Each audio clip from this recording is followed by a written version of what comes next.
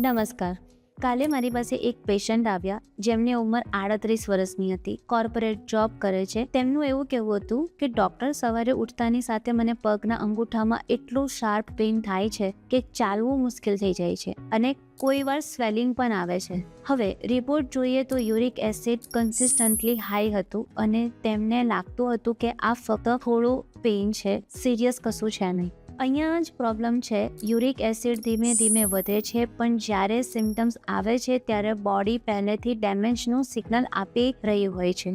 સૌથી પહેલા સમજો યુરિક એસિડ શું છે. આ બોડીનું વેસ્ટ પ્રોડક્ટ છે જે પ્યુરિન તૂટવાથી બને છે. નોર્મલી કિડની એને યુરિન દ્વારા બહાર કાઢતું હોય છે, પણ જ્યારે આ વધારે બનવા લાગે છે કે બોડી એને એફિશિયન્ટલી બહાર નથી કાઢી શકતી, ત્યારે આ બ્લડમાં જમા થતું જાય છે અને જ્યારે લેવલ હાઈ રહે છે ત્યારે જોઈન્ટ્સમાં ક્રિસ્ટલ્સ બનવા લાગે છે અને આ જ કારણથી અચાનક સિવિયર પેઇન, રેડનેસ અને સ્વેલિંગ થઈ જાય છે, જેને ગાઉટ કહેવાય છે. હવે એક ઇમ્પોર્ટન્ટ વસ્તુ, નોર્મલ રેન્જ શું છે? જનરલી મેનમાં લગભગ 3.5 થી 7 માઇક્રોગ્રામ ડીએલ, વુમેનમાં લગભગ 2.5 થી 6 માઇક્રોગ્રામ ડીએલ. જો આ એના કરતાં વધારે કન્સિસ્ટન્ટલી રહે તો રિસ્ક શરૂ થઈ જાય છે. પણ ફક્ત નંબર જ નહીં, સિમ્ટમ્સ પણ સમજવા જરૂરી છે. શરૂઆતમાં કોઈ ક્લિયર સાઇન નથી હોતા, પછી ધીમે ધીમે બોડી સિગ્નલ આપવા લાગે છે. સવારે સ્ટીફનેસ, તો એન્કલમાં સડન પેઇન, જોઈન્ટમાં રેડનેસ કે હીટ, અને સિવિયર કેસમાં રાત્રે એટલું પેઇન થાય છે કે ઊંઘ જ તૂટી જાય છે.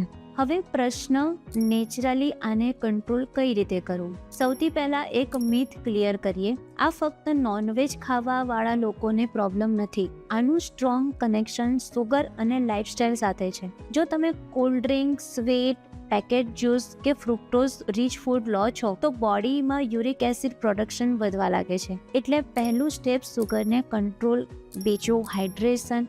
જ્યારે તમે ઓછું પાણી પીવો છો, કિડની યુરિક એસિડને ફ્લશ નથી કરી શકતી. એટલે સિમ્પલ હેબિટ, દિવસભર પ્રોપર પાણી પીવું ખૂબ પાવરફુલ છે. ડાયટમાં કેટલીક વસ્તુ લિમિટ કરવી જોઈએ, જેમ કે રેડ મીટ, ઓર્ગન મીટ, કેટલાક સી ફૂડ અને આલ્કોહોલ, ખાસ કરીને બિયર.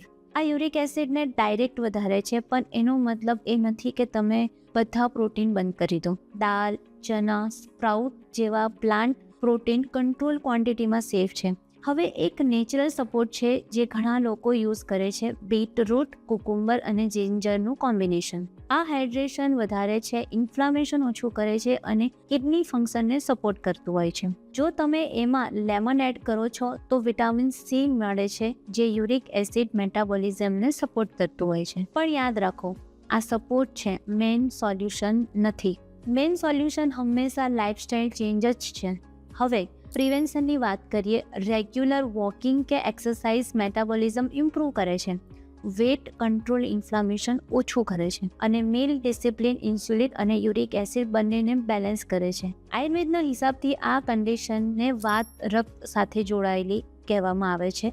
જ્યારે બોડીમાં આમ એટલે કે ટોક્સિન વધી જાય અને ડાયજેશન વીક થઈ જાય ત્યારે આ જોઈન્ટમાં ડિપોઝિટ થવા લાગે છે. એટલે આયુર્વેદ ફોકસ કરે છે ડાયજેશનને સ્ટ્રોંગ રાખવા પર અને લાઇટ, ઇઝીલી ડાયજેસ્ટેબલ ફૂડ ઉપર. જો તમે જુઓ તો મોડર્ન સાયન્સ અને આયુર્વેદ બંને એક જ ડાયરેક્શનમાં વાત કરે છે. બોડીને ઓવરલોડ ના કરો, એને એલિમિનેશન સિસ્ટમને સ્ટ્રોંગ રાખો. તો ફાઇનલ વાત યાદ રાખો, યુરિક એસિડ એક સાયલન્ટ પ્રોબ્લેમ છે જે શરૂઆતમાં ઇગ્નોર થઈ જાય છે, પણ જ્યારે પેઇન શરૂ થઈ છે ત્યારે બોડી પહેલાંથી વોર્નિંગ આપી ચૂકી હોય છે.